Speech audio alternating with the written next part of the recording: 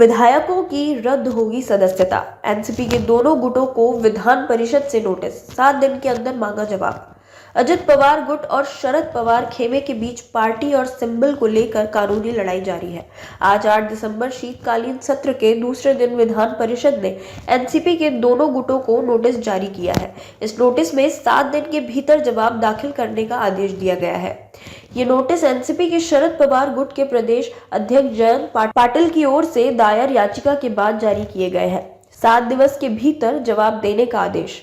ABP माझा के अनुसार इसमें अजित पवार गुट के विधायक सतीश चव्हाण, अदिति झटकरे, विक्रम काले, अमोल मिटकारी को नोटिस भेजा गया है।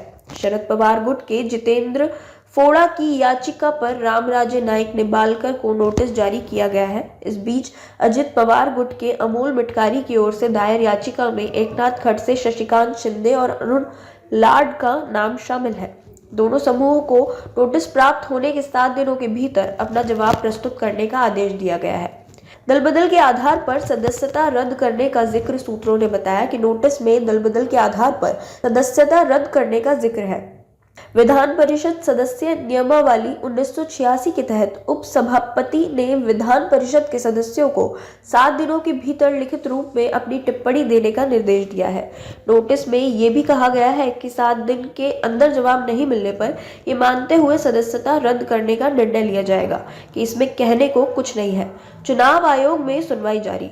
दूसरी ओर किसका राष्ट्रवादी, इस पर चुनाव आयोग सुनवाई कर रहा है। अजित पवार के गुट ने चुनाव आयोग में अपना पक्ष रखा है। अजित पवार और शरद पवार गुट ने एक दूसरे पर फर्जी हलफनामा दाखिल करने का आरोप लगाया है। शरद पवार के वकील अभिषेक मनु सिंघवी ने सवाल उठाया है कि नेशनलिस्ट पार्टी की स्थापना शरद पवार ने की थी, फिर उनके बिना पार्टी कैसे अस्तित्व में रह सकती है।